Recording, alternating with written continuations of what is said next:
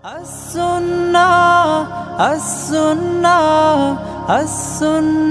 Foundation. As-Sunnah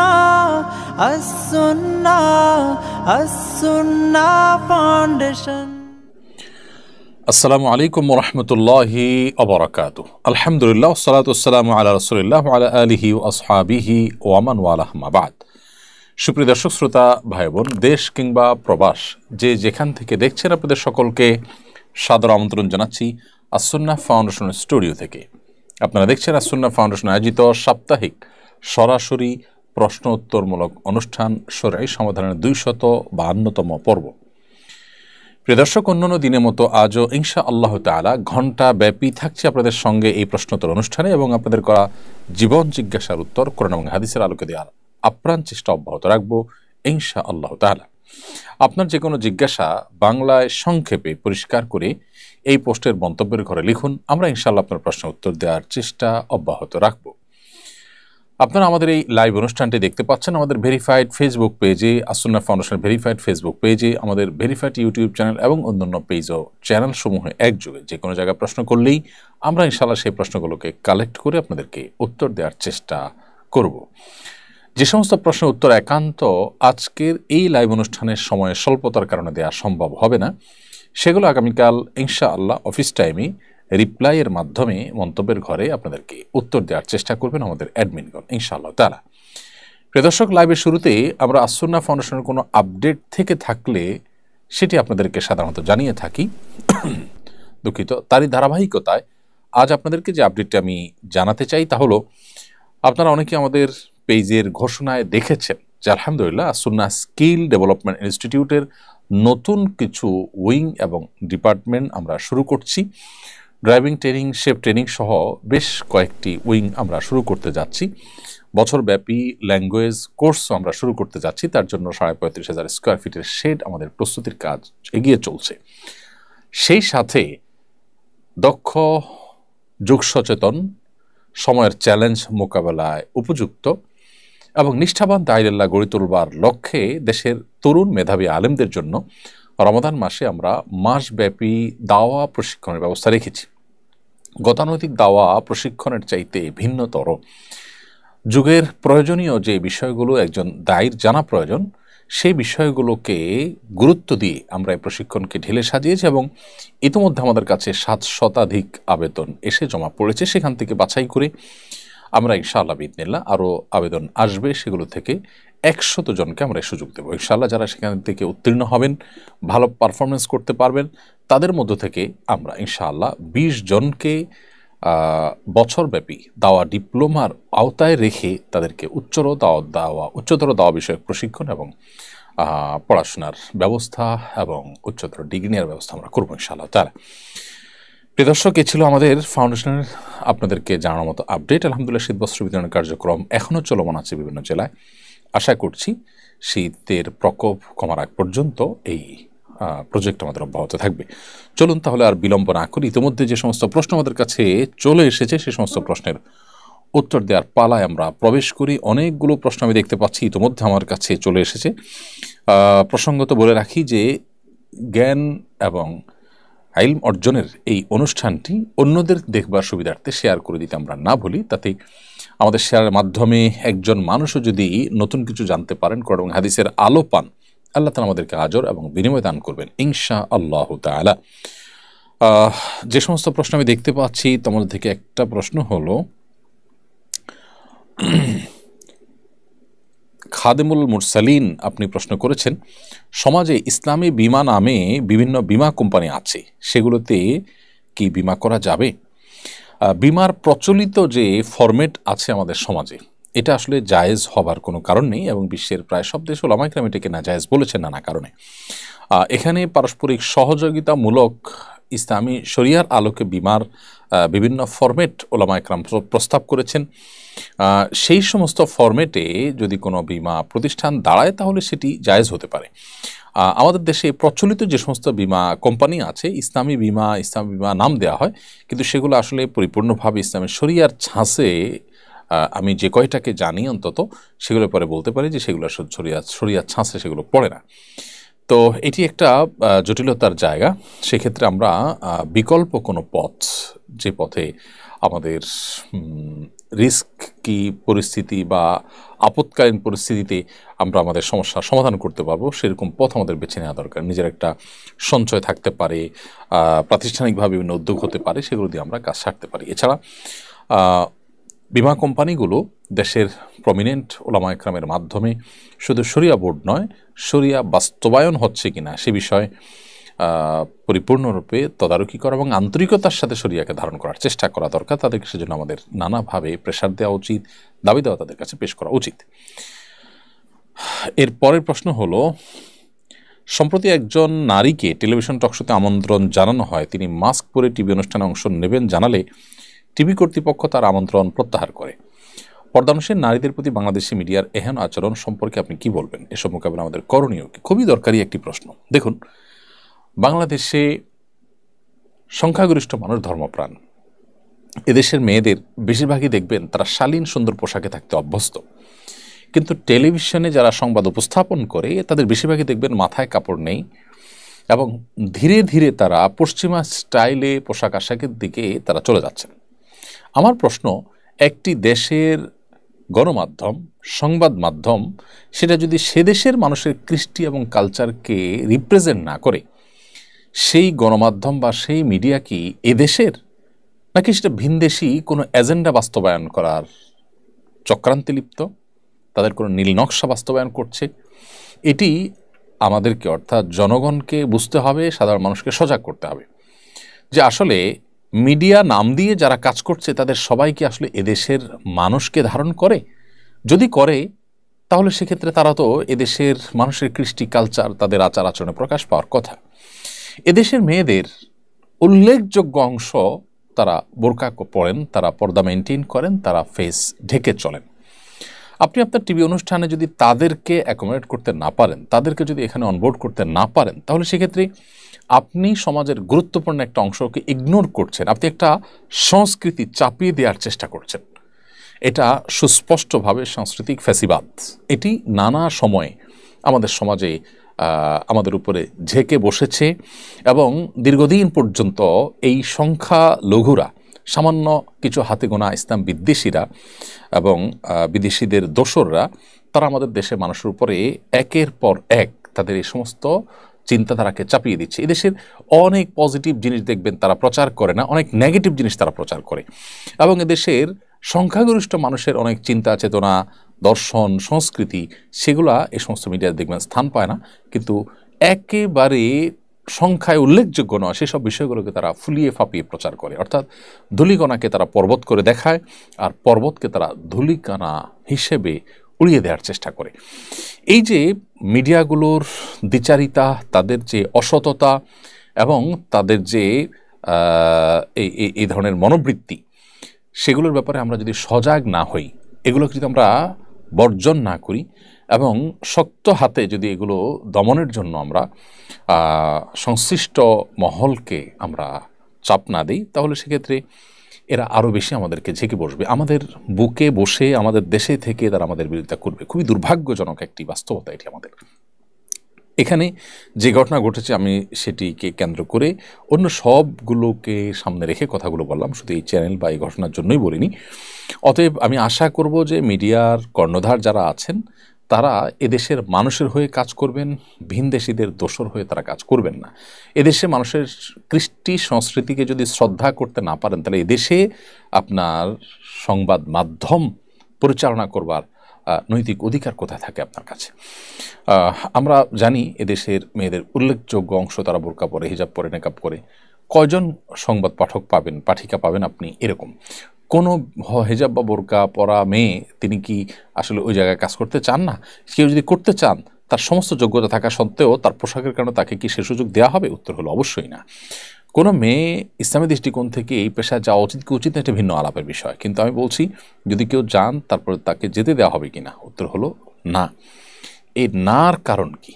এর কারণই হলো যে আপনি ইসলামকে আপনার শত্রুতার জায়গা রেখে দিয়েছেন, যে ইসলামকে দেশের বেশিরভাগ মানুষ প্রচণ্ড ভালোবাসার জায়গায় স্থান দিয়েছে। অতএব এদের ব্যাপারে আমাদের দায়িত্বশীল হতে হবে এবং প্রত্যেককে বলিষ্ঠ ভূমিকা রাখতে হবে যে এদেশে তারা সাংস্কৃতিক ফ্যাসিবাদ নানাভাবে প্রতিষ্ঠা করছে এবং এটা জগদ্দল পাথরের মতো আমাদের বুকের উপরে তারা চেপে আছে। এরপরে যে প্রশ্নটি আমি দেখতে পাচ্ছি সেটি হলো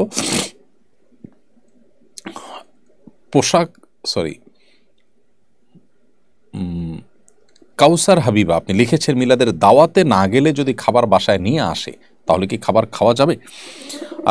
মিলাদ উপলক্ষে যে খাবারের আয়োজন হয়, আপনি জাননি, আপনার বাসায় পাঠিয়ে দেওয়া হয়েছে, এই খাবার খেলে কোনো হারাম হবে ব্যাপারটা সেরকম না, কারণ এখানে না পাক বা হারাম কোনো কিছু থাকে না। আপনি মূলত কোনো বেদাতের আয়োজনে সামিল হবেন না, কিন্তু সেটাকে ঘিরে বিশেষ করে যে সমস্ত মিষ্টান্ন ইত্যাদি বিতরণ করা হয় এগুলো খেলে যে হারাম হবে ব্যাপারটা সেরকম না। এরপরের প্রশ্ন হলো এমডি মেজবাউল হক আপনি লিখেছেন আমি না জেনে কোর্স পাইরেসি করেছি, এখন টাকা দিতে পারছি, আমি কিভাবে ক্ষমা পাব? আলহামদুলিল্লাহ, যদি আপনি টাকা দিতে পেরেছেন অথবা টাকা দেওয়ার সুযোগ আছে, দিবেন, তাহলে সেক্ষেত্রে তো আপনার বড় দায় আলহামদুলিল্লাহ পরিশোধ হলো। সেই সাথে আল্লাহ সুবহানাহু ওয়া তাআলার কাছে আপনি সাধারণভাবে ক্ষমা চাইবেন যে কোনো মানুষের অধিকার যখন আমরা নষ্ট করি তখন শুধু মানুষের অধিকারই নষ্ট হয় না, সেখানে আল্লাহর অধিকারও নষ্ট হয়, কারণ আল্লাহ তাআলা নিষেধ করেছেন মানুষের অধিকার নষ্ট করতে। অতএব সেই নিষেধাজ্ঞা অমান্য করে আল্লাহর অবাধ্য হলাম, আল্লাহর অধিকার, আল্লাহর হক আমি নষ্ট করলাম, সেটাও এখানে আছে। সেই জায়গা থেকে আল্লাহ তাআলার কাছে আপনাকে ক্ষমা চাইতে হবে এবং যে পাইরেসি আপনি করেছেন, যে পরিমাণ টাকা সুবিধা নিয়েছেন সে টাকা তাদের কাছে ফেরত দেবেন, ইনশাআল্লাহ দায়মুক্ত হবেন আশা করা যায়। এর পরের প্রশ্ন হলো মেহজাবিন হাসান তাকিয়া আপনি লিখেছেন বাবা মায়ের জীবিত অবস্থায় যদি ছেলে মারা যান, ওই ছেলের যদি কোনো সন্তান না থাকে, এখন সে ছেলের স্ত্রী কি শ্বশুরের সম্পত্তির ওয়ারিস হবেন?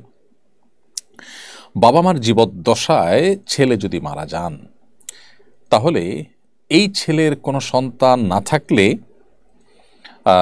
এই ছেলের স্ত্রী এই ছেলের সম্পদ থেকে ওয়ারিস হবেন, শ্বশুরের সম্পদের ওয়ারিস হবেন না। কারণ শ্বশুরের সম্পদের ওয়ারিস কোনো অবস্থাতেই আসলে হয় না, ছেলে হোক আর মেয়ে হোক, কেউই কিন্তু শ্বশুর কিংবা শাশুড়ির সম্পদের কোনো ভাগ পান না। অতএব এই ছেলে মারা যাক কিংবা জীবিত থাকুক, শ্বশুর বা শাশুড়ির সম্পদে কোনো হিস্সা এই ভদ্রমহিলার থাকবে না, কারণ তিনি না রক্ত সম্পর্কে আত্মীয় নাকি না শরিয়ার দৃষ্টিকোণ থেকে যাদের মিরাস পাওয়ার সুযোগ আছে তাদের তালিকাভুক্ত, এই জন্য এখানে তার কোনো হিস্সা থাকবে না। তবে তার যে স্বামী অর্থাৎ বাবা মায়ের যে সন্তান, ছেলে সন্তানটি মারা গেল, তার সম্পদ যেটা আছে সেই সম্পদে ভাগ স্ত্রী পাবেন। এখন প্রশ্ন হলো যে এই ছেলে তো বাবা মার সম্পদ পাবে, তাহলে সেখান থেকে স্ত্রী পাবেন কিনা? উত্তর হলো বাবা মার সম্পদ তখনই পাবেন যখন বাবা মা মারা যান আর ছেলে জীবদ্দশা থাকেন। আর যদি আগে ছেলে মারা যান তাহলে ছেলে কিন্তু বাবা মার সম্পদ পান না, কারণ সম্পদের মালিকানা তখনই হয় যখন কেউ মারা যায়, তখন তার ওয়ারিসরা এটা মালিক হয়। জীবদ্দশায় তিনি নিজে মালিক থাকেন, ওয়ারিসরা মালিক হয় না। অতএব ছেলেই যেহেতু মালিক হয় নাই, এখানে ছেলের স্ত্রী মালিক হওয়ার প্রশ্ন ওঠে না। এখন আপনি বলবেন তাহলে তিনি কিভাবে চলবেন?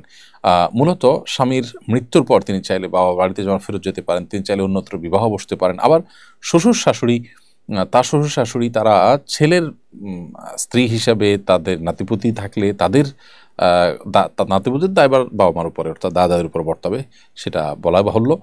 আর পাশাপাশি বৌমাকেও যদি তারা রাখেন এবং তারা তাদের দেখভাল করেন, অর্থনৈতিক দায়িত্ব না, সেটা অবশ্যই প্রশংসনীয় কাজ, সেটা ভিন্ন বিষয়। তবে এখানে আসলে ওই অধিকারের যে প্রশ্নটা, সেটার উত্তর হলো যে না, এখানে সম্পদের অধিকারটি আসলে আসে না। এরপরের প্রশ্ন হলো আমেরিকার নবনির্বাচিত প্রেসিডেন্ট ঘোষণা দিয়েছেন যে লিঙ্গ দুইটা, নারী আর পুরুষ, এছাড়া আর কোনো লিঙ্গ নেই।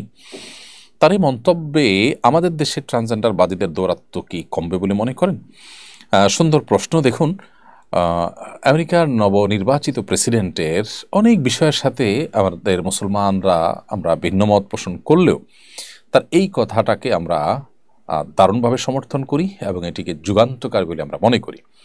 আল্লাহ সুবহানাহু ওয়া তাআলা মানুষকে সৃষ্টি করেছেন আসলে নারী আর পুরুষ করে। আল্লাহ তাআলা সূরা নিসার শুরুতে বলেছেন ইন্না খালাকনাকুম, আল্লাহ সুবহানাহু ওয়া তাআলা বলেছেন যে ইন্না খালাকনাকুম মিন যাকারিন ওয়া উনসা, তোমাদেরকে নারী এবং পুরুষ থেকে সৃষ্টি করা হয়েছে।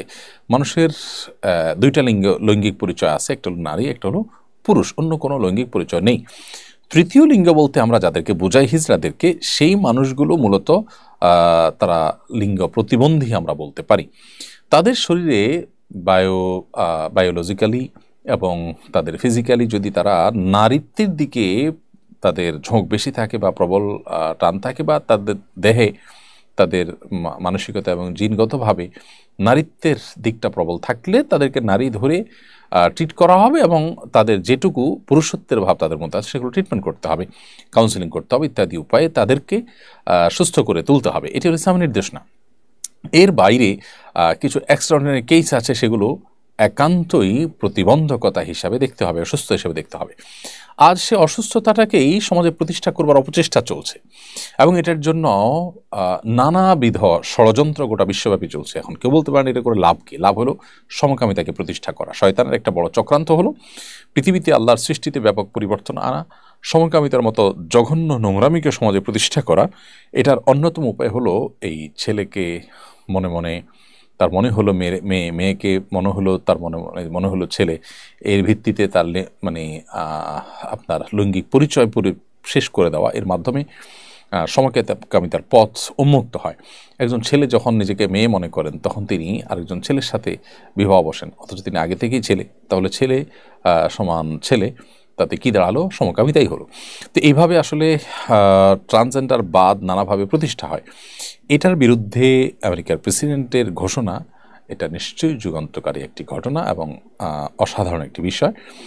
তার অন্য সব বিষয়ে বা অন্য অনেক বিষয়ে মতো পার্থক্য থাকলেও কারোর থাকতে পারে, কিন্তু এই বিষয়ে কারোর মতো পার্থক্য থাকা উচিত না। আমার মনে হয় আমাদের দেশের ট্রান্সজেন্ডারের ধ্বজাধারীরা, তাদেরকে এবার থামাবার একটা দারুণ সুযোগ এসেছে। তাদেরকে থামাতে হবে আমাদের, এবং তারা আমাদের এই সমাজকে নষ্ট করার যে চক্রান্তে লিপ্ত, সেটার বিরুদ্ধে আমাদের কথা বলতে হবে। এরপরে এমডি সৌরভ খান আপনি লিখেছেন, আমাদের অঞ্চলে মৃত ব্যক্তিকে দাফন করার পর সবাই কেবলার দিকে মুখ করে সম্মিলিত হাত তুলে দোয়া করে, এটা জায়েজ আছে কিনা?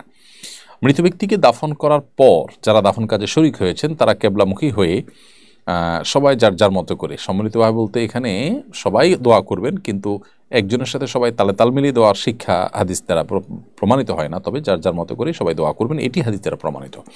এটি শুধু জায়েজই না, বরং সুন্নাহ। নবী সাল্লাল্লাহু আলাইহি ওয়াসাল্লাম বলেছেন, মৃত ব্যক্তিকে দাফন করার পর তিনি বলেছেন যে সালুলি আখিকুম আত-তাসবীত, তোমাদের ভাই যে মারা গেলেন, যাকে দফন করলে তোমরা, তিনি যেন ঈমানের উপর অটল থাকেন, এই জন্য তোমরা আল্লাহর কাছে দোয়া করো। এই জন্য ওই সময় মুর্দার জন্য তিনি সোয়াল জবাবে প্রশ্নোত্তরে ফেরেশতাদের যেন তিনি অটল অবিচল থাকেন, সেজন্য দোয়া করে শিক্ষা নবী সাল্লাল্লাহু আলাইহি ওয়াসাল্লাম দিয়েছেন।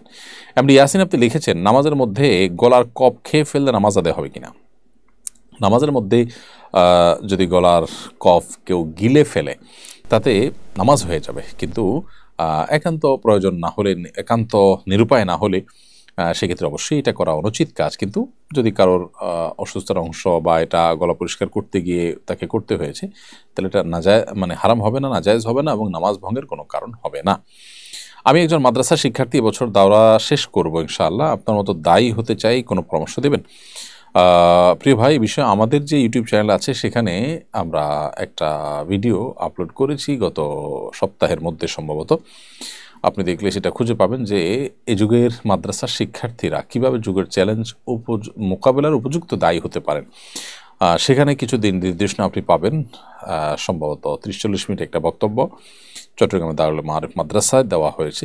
এই বক্তব্যটি আশা করি আপনার প্রশ্নের উত্তর পেতে আপনাকে সাহায্য করবে। সেই সাথে একটু আগে লাইভের শুরুতে আমি বলেছি, আসুন্নাহ ফাউন্ডেশনের উদ্যোগে দেশের তরুণ, মেধাবী এবং উদীয়মান সম্ভাবনাময় আলিমদের জন্য রমাদানে 1 মাস ব্যাপী দাওয়া প্রশিক্ষণ কোর্সের ব্যবস্থা আমরা করেছি। সেখানে আপনি আবেদন করতে পারেন, যদি আপনার যোগ্যতা এবং ক্রাইটেরিয়া সব কিছু ব্যাটেবল হয়ে যায়, তাহলে সেক্ষেত্রে ইনশাআল্লাহ আবেদন আপনি এখানে হয়তো সুযোগ পেতেও পারেন। খাদেমুল মুরসালিন আপনি লিখেছেন, সমাজে ইসলামী বিমা, আপনার প্রশ্ন তো দিয়েছি। নেহা খান লিখেছেন, আমি একজন হিন্দু ছেলেকে বিয়ে করেছি যিনি কালেমা পড়ে ইসলাম গ্রহণ করেছেন। আমাদের 9 বছরের সংসার, কিন্তু তিনি নিয়মিত নামাজ পড়েন না এবং আল্লাহর প্রতি পূর্ণ ঈমানের বিষয়ে অনিশ্চিত। তিনি বলেন, সব ধর্মকে ভালোবাসি এবং সময় হলে সব কিছু করব। এই পরিস্থিতিতে আমার জন্য ইসলামের নির্দেশনা কি? তিনি যদি আল্লাহকে মানতে অস্বীকৃতি জানান তবে আমার করণীয় কি? নেহা খান, এইরকম পরিস্থিতিতে তাকে ইমানদার বলা যায় না, কোনো ইমানদারের মধ্যে যদি আল্লাহর অস্তিত্ব, একত্ববাদ, ইসলামের সত্যতার ব্যাপারে বিন্দুমাত্র সন্দেহ বা সংশয় তৈরি হয়, তাহলে সেক্ষেত্রে তিনি আর মুসলিম হিসাবে গণ্য হন না, তিনি ইসলাম থেকে খারিজ হয়ে যান। তো এইরকম ব্যক্তির সাথে বিবাহ বন্ধনে আবদ্ধ হওয়া হারাম। আপনি না জেনে বা তাকে মুসলিম মনে করে ইসলাম গ্রহণ করেছেন, সেটি মনে করে বিবাহ বসেছেন, এখন দেখেন তার মধ্যে এই ধরনের সংশয় বাদিতা আছে, যদি এরকম মনে হয় তাহলে সেক্ষেত্রে অবশ্যই আপনি তাকে প্রথমত দাওয়াত দিবেন ইসলামের, পরিপূর্ণভাবে ইসলামে তিনি প্রবেশ করেছেন, কোনো ভানভনিতা নয়, অভিনয় নয়, উপর দিয়ে নয়, এরকমটি আপনার মনে হলে আপনি তার সাথে সংসার করবেন। অন্যথায় আপনি তার থেকে পৃথক হওয়া আপনার কর্তব্য, কারণ কোনো অমুসলিম বা কোনো মুশরিকের সাথে বা কোনো সংশয়বাদীকে ইসলামের গণ্ডি থেকে যিনি খারিজ, সংশয় ইত্যাদির কারণে দিনের মৌলিক বিষয়ে তারকে বিবাহ করা বা তার সাথে বিবাহ বন্ধনে আবদ্ধ থাকা, এটা কিন্তু জায়েজ নয়। সেজন্য আপনাকে পৃথক হয়ে যেতে হবে পরিস্থিতি পর্যালোচনা করে। তারপর সম্প্রতি হামাসের হাত থেকে মুক্ত হওয়া 3 ইসরায়েলের নারী বন্দী মন্তব্য করেছেন তাদের কাছে বন্দী হওয়াটাই ভাগ্যের ব্যাপার। এই মন্তব্যের রহস্য কি? রহস্য আর কি, মুসলিম যে যোদ্ধারা তাদের হাতে বন্দী হওয়ার পর তাদের আচার আচরণ, তাদের ম্যানার্স এবং ইসলামের দৃষ্টিকোণ থেকে ইসলামের নির্দেশনার আলোকে বন্দী বন্দিনীর সাথে যে সমস্ত আচরণ করার কথা, যে সমস্ত তাদের মানবাধিকারগুলোকে রক্ষা করার কথা, সেগুলো তারা যথাভাবে রক্ষা করেছেন। সেজন্য এই নারী বন্দীরা এই ধরনের আপনার উচ্ছ্বাসী প্রশংসা করেছেন এবং তারা বলেছেন যে হামাসের কাছে বন্দী হওয়াটা এটা ভাগ্যের ব্যাপার। এটা একজন মুসলিম হিসাবে আমাদের জন্য একটা গৌরবের ঘটনা। একই দিনে আমরা দেখেছি যুদ্ধবিরতির পর ইসরায়েলি বাহিনীর কাছ থেকে ফিলিস্তিনি ভাইয়েরা আমাদের মুক্তি লাভ করেছেন। তাদের চেহারা দেখে কারোরই বুঝতে কষ্ট হচ্ছে না যে তাদের ওপর দিয়ে নির্যাতন, নিষ্পেষণ এবং জুলুমের স্টিম রোলার চলেছে। তারা ক্লান্ত, ক্লিষ্ট, তাদের পোশাক আশাক সব কিছু দেখেই বোঝা যাচ্ছে যে তাদের উপর দিয়ে ঝড় বয়ে গেছে। এর বিপরীতে হামাস রাত থেকে মুক্ত হওয়া ইসরায়েলি মেয়েদের হাসি খুশি বডি ল্যাঙ্গুয়েজ, তাদের পরিচ্ছন্ন পোশাক ইত্যাদি, এগুলো জানান দিয়েছে যে মুসলিমরা ইসলামের নির্দেশনা মেনে যুদ্ধবন্দীদের সাথেও একজন মুসলিম সুলভ আচরণ করেছে। এটি মূলত ইসলামের অনেক গভীরের একটি শিক্ষা, অনেক গোড়ার একটি শিক্ষা। এটি হয়তো আজ আমাদের সামনে নতুনভাবে উপস্থাপিত হয়েছে বা পেশ হয়েছে, কিন্তু এর আগে থেকেই কোরআন সুন্নাহ এটি আমাদেরকে বলে। নবী করিম সাল্লাল্লাহু আলাইহি সাল্লাম সে ঐতিহাসিক ঘটনা, তাঁর সুমামা ইবনে উসাল রাদিয়াল্লাহু তাআলা আনহু বন্দী ছিলেন, অমুসলিম ছিলেন, তাকে তিনি তার হাতের বাঁধনকে 3 দিন ভিজিট করতে গিয়েছেন তার সাথে, এবং তখন তার হাতের বাঁধনকে একটু নরম করে দিতে বলেছেন।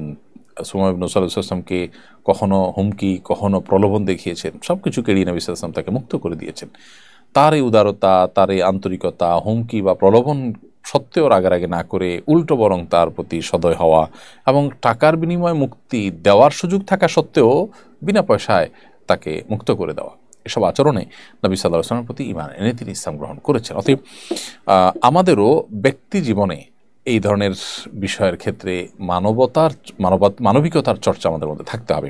আমরা অনেকে আছি ইবাদত বন্দিগিতে আমরা যথেষ্ট ভালো করার চেষ্টা করি, কিন্তু মানবিক মূল্যবোধ, মানুষের অধিকার, মানুষের মৌলিক অধিকার, সেগুলোর ব্যাপারে আমরা সচেতন নেই, অন্যের অধিকারকে আমরা খর্ব করি, নষ্ট করি। এই জায়গা থেকে আমরা আসলে সরে না আসলে কখনো আমরা ভালো মুসলিম হতে পারবো না। খালিদ মাহমুদ আপনি লিখেছেন, নিজের বন্ধুর সাথে বন্ধুত্ব সম্পর্ক শেষ করে দিলে কি গুনাহ হবে? বন্ধু রক্ত সম্পর্কীয় কেউ না হলে, যেমন চাচাতো ভাই, রক্ত সম্পর্কে এরকম কেউ না হলে, তাহলে সেক্ষেত্রে সে বন্ধুর সাথে বন্ধুত্ব যদি কেউ ছিন্ন করে সেটি নাজায়েজ নয়। তবে অ্যাজ এ মুসলিম তার সাথে সম্পর্ক কাট আপ করে, তার সাথে কথাবার্তা বন্ধ করে 3 দিনে বেশি ইন্টেনশনালি তাকে বর্জন করে থাকলে সেটা জায়েজ না। নবী সাল্লাল্লাহু আলাইহি ওয়াসাল্লাম বলেছেন, লা ইয়াহিল্লু লিল মুসলিমিন আন ইয়াহজুরা আখাহু ফাওকা 3 আইয়াম আও লায়াল। কোনো ব্যক্তি তার মুসলিম ভাইকে 3 দিনে বেশি পরিত্যাগ করে, বর্জন করে থাকার অধিকার বা সুযোগ তার কিন্তু নেই। এই জন্য আমাদের যেটি কর্তব্য সেটি হলো নিজের বন্ধুর সাথে বন্ধুত্বার সম্পর্ক যথাসম্ভব বজায় রাখার চেষ্টা করতে হবে, যদি সে বন্ধুত্বা কোনো হারামের দিকে না নেয়। আর অন্যথায় কোনো কারণে যদি মনে হয় যে না, তার সংস্রব আমার জন্য ভালো নয়, আমি তাকে অ্যাভয়েড করতে চাচ্ছি, যেতে পারি এবং দূর হতে পারি, কোনো অসুবিধা নেই। তবে ইন্টেনশনালি শুধু কথাবার্তা যোগাযোগ পর্যন্ত বন্ধ করে দেবে, এটা জায়েজ নাই। এমনি অ্যাভয়েড করলেন, আপনি অন্য পথে চললেন, আর যদি আপনার মধ্যে কল্যাণ নিহিত থাকে এই কাজের মধ্যে, তাহলে আপনি করতে পারেন। আর যদি আল্লাহর খাতিরে তাকে ত্যাগ করতে হয় তাহলে সেটা তো বরং প্রশংসনীয়। এরপরে কাইনাত জাহান আপনি লিখেছেন, আল্লাহর রহমতে আমি গর্ভবতী, ইনশাআল্লাহ 2-1 দিনের মধ্যে আমি ওমরা পালন করতে মক্কা যাব। আমি ওমরা করলে কি আমার অনাগত সন্তানের ওমরা হয়ে যাবে, নাকি ওর জন্য আলাদা ওমরা পালন করতে হবে? বোন কাইনাত জাহান, আপনার প্রশ্ন উত্তর হলো, গর্ভবতী সন্তানের তার তরফ থেকে আপনি আলাদা ওমরা করবেন অথবা আপনার ওমরা তার জন্য যথেষ্ট হবে, এর কোনোটিই কিন্তু হবে না। কারণ হলো, দুনিয়াতে মাতৃগর্ভ থেকে দুনিয়ার আলোতে আসার আগ পর্যন্ত কারোর আসলে হিসেবের খাতা খোলার কোনো অপশনই থাকে না। তিনি এই জগতের বাসিন্দা না হলে, মাতৃগর্ভ থেকে দুনিয়াতে বা পৃথিবীর আলোতে তিনি না আসলে, তখন তার তরফ থেকে ওমরা অথবা তাকে নিয়ে ওমরা করলে তার ওমরা হওয়া, এগুলোর কোনোটি স্কোপ থাকে না। বিধায় মাতৃগর্ভে থাকা শিশুকে নিয়ে যদি মা ওমরা করেন কিংবা হজ করেন, সেক্ষেত্রে মার ওমরা এবং হজ আদায় হবে শুধুমাত্র। তবে তিনি শিশুকে গর্ভে ধারণ করেও ওমরা বা হজের মতো কষ্টসাধ্য ইবাদত সম্পন্ন করার কারণে আল্লাহ সুবহানাহু ওয়া তাআলার কাছে আলাদা বিনিময় এবং আজর লাভ করবেন, সেটা ভিন্ন বিষয়। এরপরে প্রশ্ন হলো, মানুষের নাম বিকৃতি সম্পর্কে ইসলাম কি বলে? মানুষের নাম বিকৃত করা এটা জঘন্য অপরাধ, এটা কবিরা গুনাহ। আল্লাহ সুবহানাহু ওয়া তাআলা বলেছেন, ওয়ালা তানাবাজু বিল আলকাব, তোমরা কারোর নাম নেয়ার ক্ষেত্রে তাকে বাজে নামে ডাকা, তাকে খারাপ তকমা দিয়ে ডাকা, তাকে বাজে লকব দিয়ে ডাকা, বাজে টাইটেল তার জন্য ফিট করা, এটা তোমরা করবে না। কারণ এতে মানুষের অপমান হয়, আর মানুষকে অপমান করা, অসম্মান করা, মানুষের মনে কষ্ট দেওয়া, এটা মানুষের অধিকার খর্ব করা এবং এটা হারাম কাজ। ইমানদারের জন্য সেটি জায়েজ নয়। বিধায় কারোর নাম বিকৃতি করে তাকে ডাকা জায়েজ নাই। রসিকতা করে আজকাল নামকে সংক্ষিপ্ত করা বা কিছুটা একটু ভিন্নভাবে বলার প্রচলন আমাদের সমাজে আছে। সেটা যদি যাকে বলা হচ্ছে তিনিও হাসি খুশির ছলে নেন এবং অন্যদের কাছেও তিনি হেয় না হন, তাহলে সেক্ষেত্রে এটা জায়েজ আছে। বাকি এর বাইরে নামকে সম্পূর্ণ বিকৃত করা, উল্টা করে বলা, ডাকা, ব্যঙ্গ করে ডাকা কাউকে, এটা জায়েজ নাই। বিদ্রুপাত্মকভাবে এরকম করা জায়েজ নাই। আল্লাহ সুবহানাহু ওয়া তাআলা আমাদেরকে নিষেধ করেছেন কারোর প্রতি বিদ্রুপ করতে। আল্লাহ সুবহানাহু ওয়া তাআলা বলেছেন, ইয়া আইয়ুহাল্লাযীনা আমানু লা ইয়াসখার কওমুম মিন কওমিন আসা আন ইয়াকুনু খায়রাম মিনহুম ওয়ালা নিসাউম মিন নিসাইন আসা আন ইয়াকুননা খায়রাম মিনহুন। কোনো পুরুষরা অন্য পুরুষদেরকে নিয়ে, কোনো নারীরা অন্য নারীদেরকে নিয়ে যেন বিদ্রুপ ব্যঙ্গ না করে।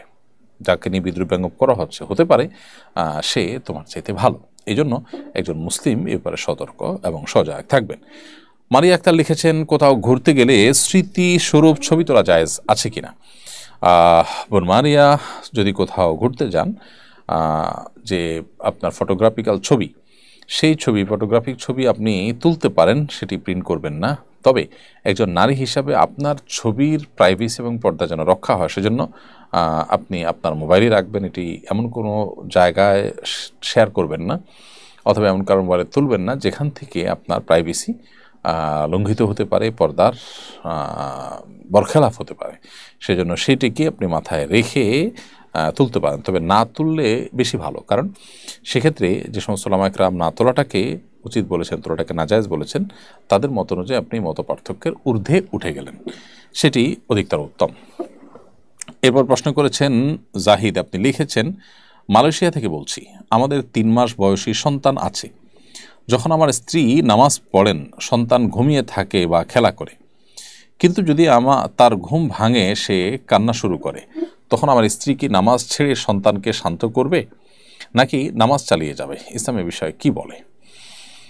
ভাই জাহিদ, আপনার প্রশ্ন উত্তর হলো, আপনার যে 3 মাস বয়সী সন্তান আছে এবং তাকে রেখে আপনার স্ত্রী নামাজ পড়ার সময় যদি কান্না করেন, তাহলে নামাজ ভাঙতে পারবেন না। কারণ বাচ্চার কান্না তো এমন বিষয় না যেটা আসলে বাচ্চার বড় কোনো বিপদ ডেকে আনতে পারে, সেটা থেকে উদ্ধার করার জন্য তাকে নামাজ ভেঙে তাকে ধরতে হয়। হ্যাঁ, যদি এমন পরিস্থিতি হয় যে বাচ্চা কোনো বিপদে পড়তে যাচ্ছে এবং অন্য কেউ বাঁচাবার মতো নেই, তাহলে নামাজ পড়ে তাকে রক্ষা করবেন। কিন্তু এই যে কান্না থামানোর জন্য সান্ত্বনা দেওয়া ইত্যাদি, এগুলোর জন্য নামাজ ভাঙা কিন্তু জায়েজ নাই। চরমনায় পীর সাহেব সম্প্রতি স্কুলে ধর্মীয় শিক্ষক নিয়োগ বাধ্যতামূলক করার দাবি জানিয়েছেন। আপনি কি এই দাবির সঙ্গে একমত? শুধু একমত নই, আমি মনে করি এটা যুগান্তকারী একটি উদ্যোগ তিনি গ্রহণ করেছেন এবং এখানে অন্য সবার শতকণ্ঠে ঐক্যমত পোষণ করা দরকার। কারণ আমরা জানি যে আমাদের এদেশের অভিভাবকেরা তারা তাদের প্রিয় সন্তান সন্ততিদের জন্য আলাদা হুজুর রেখে ধর্মীয় শিক্ষার ব্যবস্থা করেন। যে দেশের বেশিরভাগ মানুষ তাদের সন্তানদের ধর্মীয় শিক্ষা দিতে চান, এর জন্য আলাদা এফোর্ট, আলাদা পয়সা, আলাদা সময় তাদের ব্যয় করতে হয়। কেন সে দেশের শিক্ষা প্রতিষ্ঠান জনগণের সে আশা আকাঙ্ক্ষার প্রতিফলন তারা ঘটাবে না?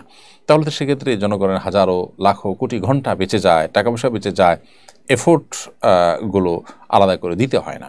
তো আমি মনে করি যে যদি স্কুলে ধর্মীয় শিক্ষক নেওয়াটাকে বাধ্যতামূলক করা হয় এবং ধর্মীয় শিক্ষার মুসলমান শিক্ষার্থীদের জন্য বাধ্যতামূলক করা হয়, তাহলে সেক্ষেত্রে এর মাধ্যমে জনগণের হাজারো লাখো কোটি আপনার যে ঘন্টা সেগুলো বেঁচে যাবে এবং তাদের যে অর্থ ব্যয় হয় আলাদা করে এটার জন্য সেটা বেঁচে যাবে। আমার মনে হয় এই দাবি পেশ করে চরণবী সাহেব খুবই যথার্থ একটি কাজ করেছেন, পরিপূর্ণভাবে আমরা তার সাথে সহমত পোষণ করছি। এরপরে লকডাউন ডেজ এআইডি থেকে আপনি লিখেছেন আমাদের ইউটিউব চ্যানেলে, মেয়েরা বোরকা নিকাব পরে বিসিএস, প্রশাসন, কর ইত্যাদি সরকারি চাকরি করতে পারবে কি না? যদি এমন কোনো পদ থাকে যেখানে আসলে পরপুরুষদের সাথে পর্দাহীনতার কোনো ব্যাপার নেই, একান্ত নিজস্ব বলেই কাজ করবেন এবং পর্দার মধ্যে থেকে কাজ করবেন, এরকম যদি হয় তাহলে সেক্ষেত্রে সেই সেক্টরে তিনি কাজ করতে পারেন দ্বীনের খেদমতের স্বার্থে এবং উদ্দেশ্যে, কিন্তু শরিয়ার যে মৌলিক শর্তগুলো আছে সেক্ষেত্রে সেগুলো প্রযোজ্য হবে। আর যদি সেই পর্যায়ে না হয় তাহলে সেক্ষেত্রে তার এ ধরনের চাকরিতে যাওয়া জায়েজ হবে না। বিশেষ করে যেখানে গিয়ে তিনি বোরকা, হিজাব, নিকাব ছেড়ে দিবেন মনে হয়, তার দিনদারিতা কমে যাবে মনে হয়, তাহলে সেখানে তার কিন্তু ইনভলভ হওয়া জায়েজ নেই। প্রিয় দর্শক, দেখতে দেখতে অনুষ্ঠানের ঠিক মাঝামাঝি পর্যায়ে আমরা এসে পৌঁছেছি। সময় হয়েছে ছোট্ট একটি বিরতিতে যাওয়ার। আশা করছি বিরতির সময়টির পর আমাদের সঙ্গেই থাকবেন। কুরআন মানব জাতির মুক্তির সনদ, কুরআন আমাদের গাইডবুক। অথচ সমাজের খুব কম মানুষই কোরআন বোঝেন বা বোঝার চেষ্টা করেন।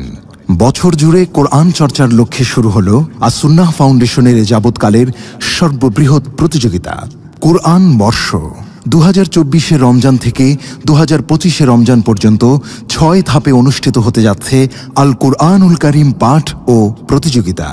বিজয়ীদের জন্য থাকছে 3টি উমরা, 1টি কম্পিউটার, 5টি ব্যক্তিগত লাইব্রেরি, 6টি কিন্ডেল রিডার সহ 15 লক্ষ টাকার মূল্যবান সব পুরস্কার।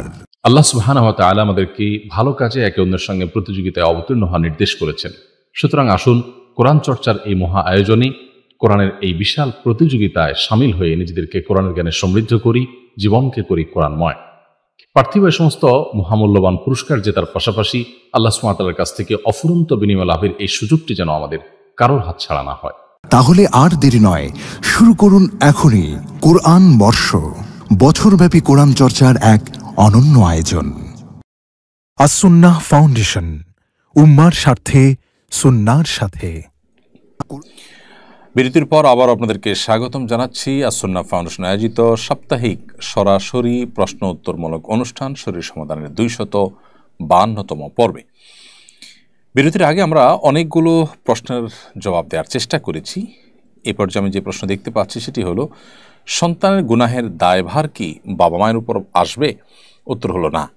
সন্তানের কোনো গুনাহ, অপরাধ, পাপাচারের দায়ভার সাধারণ অবস্থাতে বাবা মার উপর আসবে না। তবে বাবা মার কোনো অবহেলার কারণে কিংবা বাবা মার কারণে যদি সন্তান ওই গুনাহের দিকে ধাবিত হয়ে থাকে তাহলে সেক্ষেত্রে তার দায়ভার বাবা মাকে বহন করতে হবে।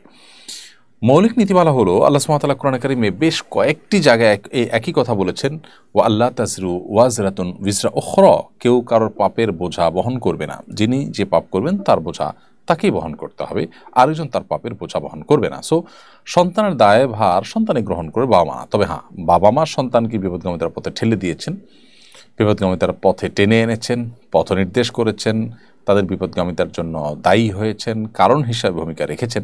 এরকম যদি হয় তাহলে অবশ্যই তার দায়ভার তাদের উপরে আসবে এবং তারা গুনাহগার হবেন। এজন্য বাবা মা হিসাবে আমাদের কর্তব্য হলো সন্তানদের সৎপথে পরিচালিত করা, সদুপদেশ দেওয়া, ভালো পরিবেশ দেওয়া, নিজেরা ভালো এবং আদর্শ মানুষ হিসেবে তাদের সামনে নমুনা এবং আদর্শ মডেল হিসাবে নিজেদেরকে পেশ করা, এটি আমাদের কর্তব্যের অংশ। আস-সুন্নাহ ফাউন্ডেশন থেকে কি কি বই প্রকাশিত হয়েছে, আমি সবগুলো বই সংগ্রহ করতে চাই, কিভাবে সংগ্রহ করতে পারি? আসন্না ফাউন্ডেশন থেকে আমাদের প্রকাশিত বইগুলোর মধ্যে যেগুলো বাজারে আছে পাওয়া যায়, ভিতরে একটা হলো রমাদান প্ল্যানার। রমাদানকে অর্থবহ করবার জন্য আমরা প্রতি বছর রমাদানকে সামনে রেখে রমাদান প্ল্যানারকে পরিমার্জিত নতুন সংস্করণ প্রকাশ করে থাকি। এবছরও সেটি ইতিমধ্যে করা হয়েছে। এরপরে আরেকটি বই আমাদের আছে তারাবির সালাতে কোরআনের বার্তা, এটি নতুন বই, গত বছর এসেছে। তারাবির সালাতে প্রতিদিনের তেলাওয়াতকৃত অংশের সার সংক্ষেপকে বিভিন্নভাবে আমরা তুলে ধরার চেষ্টা করেছি, খুব সংক্ষেপে, যাতে করে তার সময়টা আমরা জানতে পারি। তৃতীয়ত, উমরাহ কিভাবে করবেন, উমরার যাত্রীদের জন্য উমরার নিয়ম পদ্ধতি এবং সেই সাথে কিছু দোয়া, যেগুলো জামেয়া দোয়া, ব্যাপক অর্থবোধক দোয়া, সেগুলো শেষে দেওয়া হয়েছে। 4 নম্বর আমাদের বই আছে রাসূলুল্লাহ সাল্লাল্লাহু আলাইহি সাল্লামের সকাল সন্ধ্যার দোয়া এবং জিকির। রাসূলুল্লাহ আকরাম সাল্লাল্লাহু আলাইহি সাল্লামের দোয়া এবং জিকিরের পাশাপাশি সকাল সন্ধ্যার আমল যেগুলো ইসলামের, সেটারও দোয়ার কার্ডও আমাদের এখানে আছে এবং এটি কয়েক লক্ষ কপি আলহামদুলিল্লাহ ইতিমধ্যে রেজিস্ট্রেশন হয়েছে। আর এর বাইরে আমাদের 2টি বই, বরং 3টি বই বাজারে আসছে। তার একটি হলো সহজ সূত্রে কোরআন শিখি। এই বইটি লিখেছেন শেখ এবং উস্তাজ হোসেন আল মাদানী। আর এই বইকে কেন্দ্র করে মূলত 27টি ভিডিও তৈরি করা হচ্ছে, যেগুলো দিয়ে সহজে মানুষ কোরআন সহি করে শিখতে পারবেন। এবং সেই সাথে মাহে রমজানের 30 আমল এ নামে একটি বই, আমাদের ছোট্ট পুস্তিকা বই, ইনশাআল্লাহ এই বছর আসছে রমাদানকে উপলক্ষ করে। এবং সেই সাথে রাসূলুল্লাহ সাল্লাল্লাহু আলাইহি ওয়াসাল্লামের সকাল সন্ধ্যার দোয়া ও জিকির, এই বইটির ইংরেজি ভার্সনটাও আমরা প্রিন্ট করতে যাচ্ছি। আলহামদুলিল্লাহ, এই হলো মোটামুটি আমাদের বই। আপনি চাইলে nafion.com আমাদের একমাত্র পরিবেশক, সেখান থেকে অথবা রকমারি থেকে কিংবা অফি লাইফ থেকে আপনি অনলাইন অর্ডার করতে পারেন। এরপরে সাইমন আহমেদ আপনি লিখেছেন আমাদের ইউটিউব চ্যানেলে, ছেলেরা কি রূপার ব্রেসলেট পরিধান করতে পারবে? ছেলেরা আসলে সাজগোজ করবে না, সাজগোজ ছেলেদের জন্য নয়, বিধায় তারা রূপার আংটি পরলেন বা অন্য কোনো কিছু পরলেন, এটা জায়েজ আছে, কিন্তু রূপার ব্রেসলেট তাদের পরা উচিত নয়। আমার বর আমার সাথে এক বিছানায় থাকে না, অনেক বছর হলো, আমাদের শারীরিক সম্পর্ক হয় খুব কদাচিৎ, আমি চাইলেও সে সহজে আসে না, এতে কি তার গুনাহ হয় না? প্রিয় বোন, আল্লাহ তাআলা আপনার প্রতি রহম করুন। যদি আপনি যেমন বর্ণনা করেছেন বাস্তবতা এমনই হয় যে আপনার যে জৈবিক চাহিদা আছে সেটি তিনি পূরণ করছেন না, তিনি এক্ষেত্রে অবহেলা করছেন কিংবা শারীরিকভাবে অসুস্থ, এদিকে আপনি এই অবস্থা চলতে থাকলে নিজের চরিত্র নিয়ে আপনি শঙ্কায় থাকেন, তাহলে সেক্ষেত্রে তিনি শুধু গুনাহগারী হচ্ছেন তা নয়, বরং আপনাকে এই সংসার থেকে বিচ্ছিন্ন হয়ে অন্যত্র বিয়ের চিন্তা আপনাকে করতে হবে, যদি সেই সুযোগ আপনার থাকে। অন্যথায় আপনার স্বামী তিনি গুনাহগার হবেন, তিনি আলাদা থেকে আপনার হক নষ্ট করছেন, সেই দায় তিনি দায়ী থাকবেন। তার আল্লাহকে ভয় করা উচিত, কারণ স্ত্রীর ভরণ পোষণ শুধু জোগাড় করলেই হয় না, স্ত্রীর জৈবিক চাহিদা পূরণ করাও স্বামীর উপর কর্তব্য। সেটা যদি তিনি না করেন তাহলে তিনি গুনাহগার হবেন। গত বছর তারাবির সালাতে কোরআনের বার্তা বইয়ের আলোকে প্রতিযোগিতা আয়োজিত হয়েছিল, এবার হবে কি? গত বছর এই প্রতিযোগিতা ছিল, প্রথম বছর হিসাবে বইটিতে আমরা প্রতিযোগিতা করেছি। এই বছর আসন্না ফাউন্ডেশন থেকে এর উপরে কম্পিটিশন হবে না, কারণ আমাদের এই বছরের সবচেয়ে মেগা প্রজেক্ট হলো কোরআন পাঠ ও প্রতিযোগিতা। গোটা রমাদান ব্যাপী আমরা কোরআন পাঠ এবং প্রতিযোগিতার জন্য একটু বড় ধরনের আয়োজন করছি। আপনারা জানেন প্রায় 15 লক্ষ টাকার পুরস্কার ঘোষণা করেছি, বছরে 6টা ধাপে আমরা পরীক্ষা নিয়েছি। আবার রমাদানে হবে শুরু থেকে শেষ পর্যন্ত সবগুলো ধাপের পরীক্ষা একযোগে একসাথে, শুধু তর্জমা থেকে। অতএব এই কম্পিটিশনে আমরা এবার মনোযোগ দিচ্ছি। সেক্ষেত্রে তারাবির সালাতে কোরআনের বার্তা বইয়ের উপর আলাদা করে প্রতিযোগিতা থাকছে না, তবে বিভিন্ন মসজিদ এবং কর্পোরেট শিক্ষা প্রতিষ্ঠান থেকে এই বইটি একটা মিনিমাম একটা ফিগার যদি আমাদের কাছ থেকে নেওয়া হয়, অর্থাৎ আমাদের কাছ থেকে বলতে এখানে যারা ডিস্ট্রিবিউটার আছেন তাদের কাছ থেকে নেন, তাহলে সেক্ষেত্রে তাদের জন্য ডিস্ট্রিবিউটার তরফ থেকে nafion.com এর তরফ থেকে কম্পিটিশন আয়োজন অনলাইনে করার ব্যবস্থা থাকবে। এটি আলহামদুলিল্লাহ একটা সুবর্ণ সুযোগ আমি মনে করি কর্পোরেট প্রতিষ্ঠানগুলোর নিজেদের মধ্যে দ্বীনি এবং কোরআন শিক্ষার চর্চা বাড়াতে এবং দ্বীনি কম্পিটিশন বাড়াতে রমজান উপলক্ষে এই সুযোগটা তারা কাজে লাগাতে পারে। এর বাইরে রমজান প্ল্যানার আলোকেও প্রতিযোগিতা হতে পারে। কর্পোরেট হাউসগুলো যদি এগুলো করে তাহলে তার কর্মীদের মধ্যে দ্বীনি চর্চা বাড়বে, আল্লাভীরতা বাড়বে, যেটার সুফল তারা অবশ্যই ভোগ করবে ইনশাআল্লাহ। আমরা আশা করব যে যাদের সুযোগ আছে তারা আমাদের এই কাজের সাথে সামিল হয়ে যায় এবং ডিস্ট্রিবিউটারের যে এই যে প্ল্যান, সেই প্ল্যানটাকে আমরা সুবর্ণ সুযোগ হিসেবে নেই। হুমায়ুন কবির লিখেছেন, আমার কয়দিন পরে পরীক্ষা, যা পড়ছি সব ভুলে যাচ্ছি, এখন কি করব? ভুলে যাওয়ার অনেক কারণের ভিতরে একটা হলো গুনাহ, পাপাচার। মানুষের নানান গুনাহে যখন লিপ্ত হয়ে যায় তখন তার স্মৃতিশক্তি কমে যায়, লোপ পেয়ে যায়। সেজন্য আমাদের উচিত হবে তাকওয়ার জীবন গড়া এবং গুনাহমুক্ত জীবন পরিচালনা করা। সেই সাথে আমাদের স্মৃতিশক্তি নষ্ট হতে পারে, আমাদের ফোকাস নষ্ট হতে পারে, সেরকম বিষয় থেকে আমাদের বেরিয়ে আসা উচিত। মোবাইলে অতিরিক্ত সময় দেওয়া, অতিরিক্ত বন্ধুবান্ধব নিয়ে আড্ডাবাজি করা, সেই জিনিসগুলো বন্ধ করা খুব বেশি গুরুত্বপূর্ণ। না হলে আসলে এই ভুলে যাওয়ার যে রোগ, এটা থেকে ফিরে আনা নিজেকে খুব কঠিন। মূল পণ্যের মূল্য নির্দিষ্ট আছে, এর বাইরে ক্রেতাদের অধিক পণ্য কেনায় উৎসাহিত করার জন্য পুরস্কারের ব্যবস্থা রাখা এবং লটারির মাধ্যমে সেই পুরস্কার দেওয়াকে বৈধ হবে। হ্যাঁ, হতে পারে। আপনি পণ্য কিনেছেন, কিন্তু কিনতে যারা আসছেন তাদেরকে কুপন দিয়ে সেখানে লটারি করেছেন, করে কিছু মানুষকে পুরস্কার দিয়েছেন, এটা নাজায়েজ কোনো বিষয় নয় ইনশাআল্লাহ তাআলা। ভিকে রবিউল, আপনি আমাদের ইউটিউব চ্যানেলে লিখেছেন, যে ব্যক্তির প্রতি মাসে 15 থেকে 20 দিন স্বপ্নদোষ হয়, এক্ষেত্রে তার ফরজ গোসল করা লাগে প্রচণ্ড শীতে, এখন তার করণীয় কি? তিনি কি তায়াম্মুম করতে পারেন? প্রথম কথা হলো তিনি ট্রিটমেন্ট করতে পারেন যাতে করে তার এই দুর্গতি এবং কষ্ট দূর হয়। দ্বিতীয়ত, এই অবস্থায় গিজারের মাধ্যমে কিংবা কোনোভাবে পানি গরম করে কোনোভাবে তিনি যদি গোসল করতে পারেন, তাকে গোসলই করতে হবে। এবং এই যে অনেক বেশি স্বপ্নদোষ হওয়ার কারণে বেশি গোসল করতে হলো, এই জন্য তিনি আল্লাহর কাছে আজর পাবেন, কষ্ট সহ্য করবেন। আর যদি এইভাবে গরম পানি দিয়ে গোসল করার কোনো ব্যবস্থাপনা তার নেই এবং এভাবে নিয়মিত গোসল করার ফলে তিনি বড় ধরনের অসুস্থতার মধ্যে যেতে পারেন, এরকম আশঙ্কা হয়, তাহলে ভিন্ন বিষয়। এই জন্য তার পুরো পরিস্থিতিকে কোনো আলেমের সাথে সাক্ষাৎ করে জানিয়ে তারপর উত্তর দিতে পারলে ভালো হয়। শাহিন পাটোয়ারি লিখেছেন, অবিবাহিত সন্তান থাকা অবস্থায় মা বাবা কি হজ বা ওমরা করতে পারেন? অনেকে বলেন সন্তানের বিবাহ না হলে বাবা মার হজ কবুল হয় না, এটা কতটুকু সঠিক? আমি বিবাহিত, কিন্তু আমার মা বাবাকে ওমরা বা হজ করাতে চাই, এক্ষেত্রে তাদের হজ আল্লাহর কাছে কবুল হবে কিনা? শাহিন পাটোয়ারি, আপনার প্রশ্ন উত্তর হলো, বাবা মার হজ ওমরার জন্য সন্তানকে বিয়ে দেওয়া মোটেও পূর্ব শর্ত নয়। এটি আমাদের দেশে সাধারণ মানুষের লোকমুখে প্রচলিত একটি কথা মাত্র। আসলে কোন সন্তানের কখন বিয়ে হবে না হবে, আদৌ হবে কিনা, আল্লাহ তাআলা ভালো জানেন। তো কোনো সন্তানের বিয়ের উপরে বাবা বা মায়ের হজ কখনো ডিপেন্ডেন্ট থাকতে পারে না, নির্ভরশীল থাকতে পারে না। এমনকি সন্তান যদি একাধিক থাকে এবং তারা যদি ছোটো থাকে, তাহলে সেক্ষেত্রে একই কথা প্রযোজ্য হবে যে সন্তান যদি আজীবন তারা যদি অবিবাহিত থাকেন, তাহলে কি বাবা মাকে হজে যাবেন না? হতে পারে যে ছোট হোক বড় হোক সন্তান বিয়ে করছেন না বা বিয়ে হচ্ছে না কোনো কারণে, তো সন্তানের বিয়ের জন্য কি বাবা মার হজ ঝুলে থাকবে? উত্তর হলো না। হজের সাথে আসলে সম্পর্ক হলো আর্থিক সঙ্গতির। কারো আর্থিক সঙ্গতি আছে, তিনি হজ করবেন, আর্থিক সঙ্গতি নেই, তারপরে হজ ফরজ হবে না। এটা হলো মূল বিষয়। সাদ, আপনি এর দিকে লিখেছেন, রাগ কন্ট্রোল করার ও ধৈর্য বৃদ্ধি করার কিছু উপায় বললে কৃতজ্ঞ হব। রাগকে নিয়ন্ত্রণ করবার জন্য অবস্থার পরিবর্তন করা, যে অবস্থা রাগ আসছে সে অবস্থা চেঞ্জ করে ফেলা, কোথাও রাগ আসছে সেখান থেকে চলে যাওয়া, দাঁড়ানো থেকে বসে যাওয়া, বসে থেকে শুয়ে যাওয়া, এই জিনিসগুলো মানুষের রাগ কন্ট্রোল করতে সহায়ক ভূমিকা রাখে। দ্বিতীয়ত, অজু করলে, পবিত্রতা অর্জন করলেও আল্লাহ তাআলা তার রাগকে কমিয়ে দেন। তৃতীয়ত, আউযুবিল্লাহি মিনাশ শাইতানির রাজিম পাঠ করলে আল্লাহ তাআলা রাগ প্রশমিত করে দেন। সেই সাথে ধৈর্য ধারণ করবার জন্য ধৈর্যশীল মানুষদের সোহবত, সান্নিধ্য, তাদের সাথে উঠা বসা করা, এটা অনেক সময় ব্যক্তির মধ্যে ধৈর্য সৃষ্টি করতে সহায়ক ভূমিকা রাখে।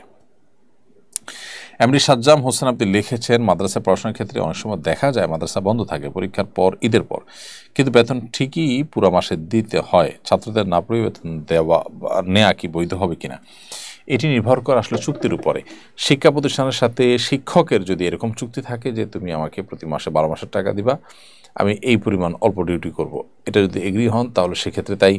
আর যদি সেরকম কিছু না হয়, বরং এমন চুক্তি হয় যে আপনি পড়াশোনার সময়টাতে শুধু বেতন পাবেন, আর যখন পড়াশোনা থাকবে না, বন্ধ থাকবে, এটা বেতন পাবেন না, এরকম যদি চুক্তি থাকে তাহলে তাই। এই জন্য এই বিষয়টি নির্ভর করে উভয় পক্ষের পরস্পরের মধ্যে কি চুক্তি হয়েছে তার উপরে। তবে যদি চুক্তি হয়ে থাকে যে আপনি মাসে 1 দিন ক্লাস করান আর 10 দিন করান কিংবা না করান, বেতন আপনি ঠিকই পাবেন, এই মর্মে দুপক্ষ চুক্তি করে থাকে, তাহলে সেক্ষেত্রে এই টাকা নেওয়া তার জন্য জায়েজ হবে। রওনক হাসান সজীব লিখেছেন, আমি পশু চিকিৎসা করি, শরীরে গোবর এবং গরুর প্রসবের সিটা অল্প লাগলে পাক কীভাবে হওয়া যাবে? রওনক হাসান সজীব, আপনার প্রশ্ন উত্তর হলো, গরুর গোবর এবং গরুর পেশাবের ছিটা যদি লাগে তাহলে সেক্ষেত্রে সেটা অবশ্যই নাপাক। যে জায়গা লেগেছে সেই জায়গা কতটুকুর মধ্যে লেগেছে সেটি মোটামুটি অনুমান করে ধরে আলতো করে ধুয়ে ফেলতে হবে, তাতে ইনশাআল্লাহ পুরো জামাটা বা পুরো শরীরটা পাক হিসাবে ধরতে হবে। এরপর রেহানা খাতুন লিখেছেন, অর্ধেক দাঁত ক্ষয় হয়ে যাওয়ার পর সেটাতে ডাক্তারের দ্বারা ক্যাপ লাগিয়ে বাকি অর্ধেক দাঁত নকল দ্বারা ঢেকে গেলে সে অজু গোসল হবে কিনা? অর্ধেক দাঁত ক্ষয় হয়ে যাওয়ার পর সেখানে যদি ডাক্তার কোনো ক্যাপ ইত্যাদি লাগান এবং সেটা যদি খোলা কঠিন হয়, ইজিলি সারাক্ষণ খোলাখুলির মতো ইস্যু না, বরং একটুও কষ্টকর হয়, একটু অসুবিধা তৈরি হয়, তাহলে সেক্ষেত্রে এটা খোলার দরকার না। ব্যবস্থা আপনি ওজু এবং গোসল করবেন, গোসল এবং ওজু হয়ে যাবে ইনশাআল্লাহ তাআলা।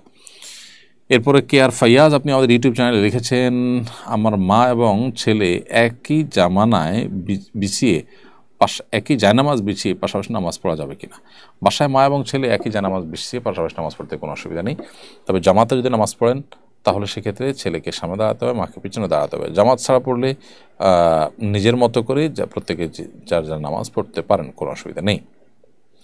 সাদিয়া খান, আমাদের ইউটিউব চ্যানেল থেকে আপনি প্রশ্ন করেছেন, আত্মীয়রা ইচ্ছা করে সম্পর্ক ভেঙে দিলে চেষ্টার পরও মিলমিশ না হতে চাইলে সেক্ষেত্রে কি আমি গুনাহগার হব? আত্মীয়রা যদি ইচ্ছাকৃত সম্পর্ক ভেঙে দেন, আপনি চেষ্টা করেছেন তারপরও পারেননি, ইনশাআল্লাহ আপনার গুনাহগার আপনি হবেন না। নবী সাল্লাল্লাহু আলাইহি ওয়াসাল্লামের কাছে হুবহু এই প্রশ্নটি করা হয়েছে। তাকে বলা হয়েছিল যে, হে আল্লাহর রাসূল, আমার আত্মীয়, তার সাথে আমি সদাচরণ করার চেষ্টা করি, সংযুক্ত থাকার চেষ্টা করি, কিন্তু তিনি আমার সাথে এর বিপরীত আচরণ করেন। নবী সাল্লাল্লাহু আলাইহি ওয়াসাল্লাম বলেছেন, তুমি যদি বলেছ তা যদি সত্য হয়ে থাকে তাহলে সে তার কপাল পড়ছে, তবে সে যদি না হয় তাহলে তুমি তার সাথে সদাচরণ করে মিশতে যাবা, কারণ এটা সদাচরণ নয় বা এটা আত্মীয়তার হক আদায় নয় যে তিনি ভালো আচরণ করেছেন তাই আমি ভালো আচরণ করেছি, তিনি খারাপ আচরণ করেছেন তাই তার সাথে সম্পর্ক রাখিনি, হলো না। বরং এটা গিভ অ্যান্ড টেকের ব্যাপার না, এটা শুধু আত্মীয়তার কারণে তার প্রতি আপনার আন্তরিকতা থাকবে এবং তার কল্যাণকামিতা থাকতে হবে।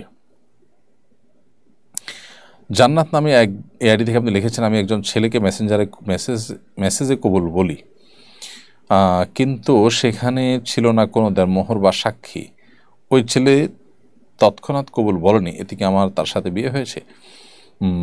না, এই বিয়ে বিশুদ্ধ হয়নি। বিয়ের জন্য দুজন সাক্ষীর উপস্থিতিতে এক পক্ষের প্রস্তাব আর পক্ষের সম্মতি থাকা জরুরি, সেই সাথে মোহর ধার্য হবে, আরও বিষয় আসো এখানে থাকবে, সেগুলো এখানে অনুপস্থিত বিধায় বিয়ে বিশুদ্ধ হয়নি। জান্নাত চৌধুরী, আপনি লিখেছেন, বিয়ের পর চাচা শ্বশুরকে কি মুখ দেখানো জায়েজ হবে? এতে এত পর্দার কতটুকু খেলাফ হবে এতে? দেখুন, বিয়ের পর যদি কোনো মেয়ে তার চাচা শ্বশুরের সাথে দেখা দেন তাহলে এটা না জায়েজ কথা। চাচা শ্বশুরের সাথে দেখা দেওয়া কিন্তু জায়েজ নয়। আপনার শ্বশুর দেখা দিবে, এর বাইরে চাচা শ্বশুর, মামাতো শ্বশুর বা অন্য কোনো মামা শ্বশুর, চাচা শ্বশুর, খালু শ্বশুর, তাদের কাউকে মুখ দেখানো জায়েজ হবে না। যদি এই কাজটি কেউ করেন তাহলে সেক্ষেত্রে তার চাচা শ্বশুরের সামনে মুখ দেখানোর প্রচলন কালচার থাকলে সেটা সমাজের মানুষকে, পরিবার মানুষকে বুঝিয়ে হলেও বিরত থাকার চেষ্টা করতে হবে। যদি দেখান তাহলে আপনি গুনাহগার হবেন। এমনি মানিক আপনাদের ইউটিউব চ্যানেলে লিখেছেন, জমি বন্ধকের বিকল্প হিসাবে কি কোনো উপায়ে জমির টাকা লেনদেন করা যেতে পারে? ইজারার পদ্ধতিতে আপনি লেনদেন করতে পারেন। ধরুন, যে জমিটাকে আপনি বন্ধক হিসাবে নিয়ে টাকা দিবেন, সেটাকে বন্ধক না বলে আপনি বলুন যে আমি আপনার জায়গাটা ভাড়া নিচ্ছি। সেই ভাড়ায় নেওয়া জায়গাটা যে কোনো মূল্য আপনি নির্ধারণ করতে পারেন, 10, 20, 100, 200, 500, 1000 যেটাই হোক। ওই মূল্য নির্ধারণ করার পর সেই জায়গা, এটা ভাড়ার মূল্য, সেই জায়গা আপনি বুঝে নেবেন এবং ওই লোককে টাকা দিবেন। এই টাকাটা দিবেন যে এটা হলো ভাড়া নিয়েছেন, যে বছরে 1 টাকা বা 100 টাকা সেটার ভাড়ার অগ্রিম। এখান থেকে ভাড়া টাকাটা কাটা হবে প্রতি মাসে মাসে, যেটা ভাড়া ধার্য করা হবে, এবং যখন চুক্তি শেষ হবে বাকি টাকাটা ফেরত দিবেন। তাহলে এখানে সামান্য নামকাস্তে রাখা গেল, আবার এদিকে সম্পর্কটা শরিয়া গ্রাহ্য সম্পর্ক থাকলো, এবং সেই সাথে যে আপনার লেনদেনটা হলো, সেই লেনদেনটা ইজারার লেনদেন হলো। অর্থাৎ আমি আপনাকে 100 টাকা দিলাম, আপনি জমি দিলেন, আমি 1 টাকা 1 টাকা করে বা 10 টাকা 10 টাকা করে মাসে বা বছরে ভাড়া দিলাম। যে কয় বছর আমরা চুক্তি রাখতে চাই উভয় পক্ষ, সেই কয় বছর থাকলো। যখন ভাঙতে চাই, যে কয় টাকা হিসাবে পাওনা আছে সেই কয় টাকা রেখে বাকি টাকা আপনি ফেরত দিয়ে দিবেন, আপনার জবাব নিয়ে নেবেন। বাস, তাহলে আমি জমি ভোগ করাও জায়েজ এবং আপনার সেই টাকা নিয়ে কাজে লাগানো জায়েজ হবে। রোজিনা আক্তার আপনি লিখেছেন, আমার বিয়ে হয়েছে 9 বছর হলো পারিবারিকভাবে, কিন্তু আমাদের কাবিন হয়েছে মুখে মুখে, কাগজে কলমে হয়নি। এটা শরীয়তের কোনো গুনাহ হবে কিনা? মুখে মুখে কি কাবিন হয়েছে? মুখে মুখে উভয় দুজনে একজন প্রস্তাব দিয়েছেন, আরেকজনের সম্মতিতে কবুল বলেছেন, দুজন সাক্ষী শুনেছে, এরকম যদি আদৌ হয়ে থাকে তাহলে বিয়ে হয়ে গেছে। আমাতুল্লাহ আপনি লিখেছেন, অনেক বয়স হওয়ার পরও বিয়ের প্রতি অনাগ্রহ, করণীয় কি? এটা কি ব্ল্যাক ম্যাজিকের কোনো প্রভাব হতে পারে? অনেক বছর পরও যদি কারোর বিয়ের প্রতি কোনো আগ্রহ না থাকে, সেটা ব্ল্যাক ম্যাজিকের প্রভাব হওয়ার সম্ভাবনা অনেক বেশি প্রবল। সেক্ষেত্রে কোনো ভালো রাকির মাধ্যমে রুকিয়া করায় দেখতে পারেন। এমনি ইমরান হোসেন আপনি লিখেছেন, আপনি বরিশাল বিভাগে বরগুনা জেলা আসছেন, এটা কি সত্যি? হ্যাঁ, আমাদের বরগুনা জেলাতে একটা প্রোগ্রাম সেট হচ্ছে, ইনশাআল্লাহ বিদিনিল্লাহ, আল্লাহ যদি তৌফিক দান করেন সেখানে প্রোগ্রাম হবে এবং আপনার সাথে দেখা হবে। আর সেখানে যে প্রোগ্রাম আমাদের, সেখানে যে হালাকা আমাদের, সেটিতে অন্য আলেম হিসাবে অন্য আলেমরাও থাকবেন, শেখ আব্দুল সাইফুল্লাহও থাকবেন। আর আমাদের যে কোনো দিনই প্রোগ্রাম আমরা যখন করি, সেটা কোথায় কখন কোন প্রোগ্রাম করি, সেটার জন্য আমাদের ওয়েবসাইটে নিয়মিত পোস্টার আপলোড করা হয়। অনেক জায়গায় আমাদের নামে ভুয়া প্রচারণা করা হয়, সেখানে আমরা যাই না, আমরা জানিও না। তো এটার থেকে বাঁচার জন্য, এই প্রতারণার হাত থেকে রক্ষা পাওয়ার জন্য আমাদের ওয়েবসাইটে গিয়ে দেখতে পারেন, যারা আমাদের অনুষ্ঠানগুলোকে ফলো করেন, ahmadullah.info এই ওয়েবসাইটে আমাদের যে আসন্ন দিনই প্রোগ্রাম বা মাহফিল রয়েছে সেগুলোর তালিকা থাকে, পোস্টার থাকে। ইসরাত তরিন আপনি লিখেছেন, নামাজে দাঁড়িয়ে পায়ের আঙ্গুল দেখা গেলে কি নামাজ নষ্ট হয়ে যাবে? নামাজে দাঁড়িয়ে যদি পায়ের আঙ্গুল দেখা যায়, তাহলে সেক্ষেত্রে মেয়েদের নামাজ নষ্ট হয়ে যাবে যদি পুরো আঙ্গুল দেখা যায়, বেশি সময় থাকে। আর যদি মুহূর্তের জন্য কাপড় সরে গেছে, আবার পায়ের আঙ্গুল দেখা গেলে অসুবিধা নেই বিশুদ্ধ মত অনুযায়ী। তবে পাও যদি দেখা যায় গোড়ালি সহ, তাহলে সেক্ষেত্রে নামাজ ভঙ্গ হয়ে যাবে। সামান্য একটু সময়ের জন্য সরেছে, তাতে অসুবিধা নেই। আর অনেক আলেমদের মতে অবশ্য পায়ের পাতা এবং আঙ্গুলি এগুলো ঢাকতে হবে, এত বড় পোশাক পরবেন, এবং সেজন্য অনেকে মোজা পরিধান করতে বলেন। তারপরেও ইখতিলাফ থাকার কারণে সতর্কতামূলক উপায় হলো এমন লম্বা পোশাক পরা যে পায়ের আঙ্গুলগুলো ঢেকে যায়, মোজা পড়তে না পারলেও। কামরুল হাসান আপনি লিখেছেন, আসন্না ফাউন্ডেশন থেকে মাসআলা সংক্রান্ত স্টেটমেন্ট কিভাবে পাবো? সাধারণত আসন্না ফাউন্ডেশন মাসআলা সংক্রান্ত স্টেটমেন্ট দেয় না। তারপরে একান্ত প্রয়োজন হলে আপনি ফাউন্ডেশনে অফিস টাইমে যোগাযোগ করতে পারেন। অফিস টাইমে অফিসে গিয়ে যোগাযোগ করলে সেখানে দায়িত্বরত ব্যক্তিবর্গ ইনশাআল্লাহ আপনাকে হেল্প করবেন ইনশাআল্লাহ। এমডি হাসান আপনি লিখেছেন, আমার বিয়ের বয়স চলে যাচ্ছে, প্রথম দিকে ভালো প্রস্তাব আসলেও এখন ভালো প্রস্তাব পাওয়া যায় না। আমার পরিবার আমার পছন্দকে অগ্রাহ্য করে তাদের পছন্দ গুরুত্ব দিতে গিয়ে অনেক দেরি হয়ে গেছে, আমার অবস্থা করণীয় কি? ভাই হাসান, আলহামদুলিল্লাহ, এরপরও আল্লাহ সুবহানাহু ওয়া তাআলা আপনি খুঁজলে বহু ব্যবস্থা করে দিবেন। অনেক সময় দেখা যায় যে আমরা আমাদের ডিমান্ডটাকে অনেক হাই রাখি, যার কারণে আমরা আসলে এই বিবাহের মতো একটা গুরুত্বপূর্ণ কাজ সম্পাদন করতে পারি না। এই জন্য এক্ষেত্রে যথেষ্ট ছাড় দেওয়ার মানসিকতা আমাদের থাকতে হবে। এবং এটা ঠিক যে বিবাহের একটা বয়স থাকে, একটা বিশেষ মৌসুম থাকে, জোয়ার থাকে, সেটি পার হয়ে গেলে তখন বিবাহটা নানা কারণে জটিল হয়, কারণ সেখানে বয়সের সাথে ম্যাচ করে জীবনসঙ্গী খুঁজে বের করা কঠিন হয়। এই জন্য একান্ত আপনার আকস্মিক এরকম দেরি না হলে ভিন্ন কথা, দেরি হলে ভিন্ন কথা, তা না হলে এরকম অতিরিক্ত বাছাবাছি করতে গিয়ে দেরি করার অনুচিত কাজ। তো অভিভাবকদের এই কাজটা করা উচিত না। এরপরে নাম প্রকাশে অনিচ্ছুক এক বোনের প্রশ্ন, একজনকে ভালোবাসি, হারাম সম্পর্ক নেই, তাকে হালালভাবে চাই, উত্তম না হলে যেন আল্লাহ উত্তম রূপে তৈরি করে উত্তমভাবে আমাদের দুজনকে হালাল জীবনসঙ্গী হিসাবে কবুল করেন। এভাবে চাইলে গুনাহ হবে কিনা? এভাবে আপনি চাইতে পারেন, কিন্তু এই চাওয়াটা, এই দোয়াটাই তাকে নিয়ে কল্পনার জগতে আপনাকে নিয়ে হারামে লিপ্ত করাবে, মনের জেনায় লিপ্ত করাবে। এরকম একটা আশঙ্কা এখানে অনেক প্রবল এবং জোরালো। সেই জন্য ভালো হয় যে পরস্পর থেকে দূরত্ব বজায় রেখে চলা, পারিবারিক বা বিবাহের উদ্যোগ নেওয়া, না হলে দুজন দুই পথে চলে যাওয়া। এই জাতীয় ভাবালুতা এগুলো মানুষকে একটা পর্যায়ে মানসিকভাবে এবং কল্পনার জগতে হারামের দিকে নিয়ে যায়, সেজন্য সতর্ক থাকা দরকার। হামিদা খাতুন লিখেছেন, এরহাম অবস্থায় গোসল বা উজুর পর গামছা দিয়ে কি শরীর মোছা যাবে? এরহাম অবস্থায় উজু বা গোসলের পরে গামছা দিয়ে শরীর মোছা যাবে, এমনকি গামছা পরিধান করা যাবে, কারণ গামছা আসলে সেলাই করা কোনো পোশাক নয়।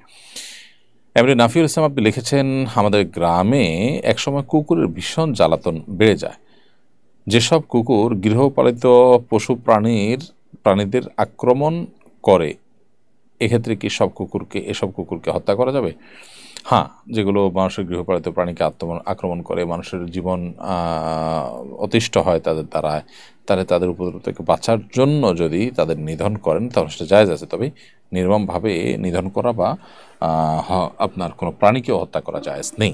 নবী সাল্লাল্লাহু আলাইহি ওয়াসাল্লাম বলেছেন, ইন্নাল্লাহা কাতাবাল ইহসান আলা কুল্লি শাই ফাইদা যাবাহতুম ফাহসিনুল যিবহা ওয়া ইযা কাতালতুম ফাহসিনুল কিতলাহ। আল্লাহ তাআলা প্রত্যেক বস্তুর সাথেই আমাদেরকে অনুগ্রহ করাটাকে আবশ্যক করেছেন। অতএব তোমরা যখন কোনো পশু জবাই করবে তখন তোমরা তার প্রতি ইহসান করবে। যখন কাউকে বিচারিকভাবে কিংবা রণাঙ্গনে যুদ্ধের ক্ষেত্রে মানে কাউকে হত্যা করার প্রয়োজন হবে, তাহলে সেক্ষেত্রেও তুমি দয়া এবং মায়া দেখাবে, অর্থাৎ কষ্ট দিবে না একান্ত প্রয়োজন ছাড়া।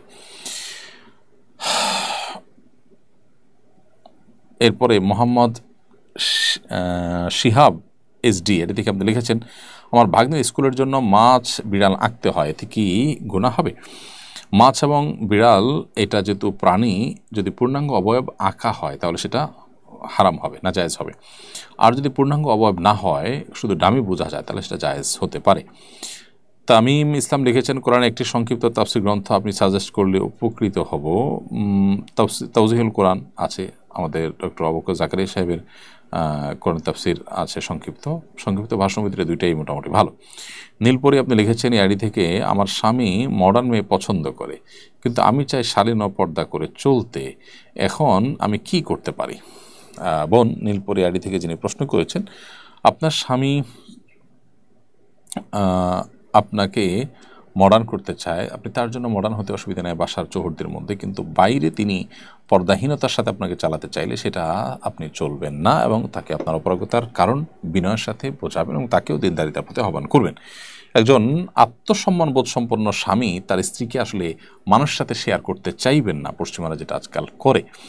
একজন মুসলিম তার স্ত্রীকে অন্য কারোর সাথে তার রূপকে তুলে ধরা, মেলে ধরা, সাজিয়ে গুছিয়ে উপস্থাপন করা মানে স্ত্রীকে শেয়ার করাই। কিন্তু বিধায় এই জায়গাটাতে আসলে আমাদের একটু বোঝা দরকার যে এটা কোনো রুচিশীলতার বিষয় নয়, এটা তাকে বোঝাবেন।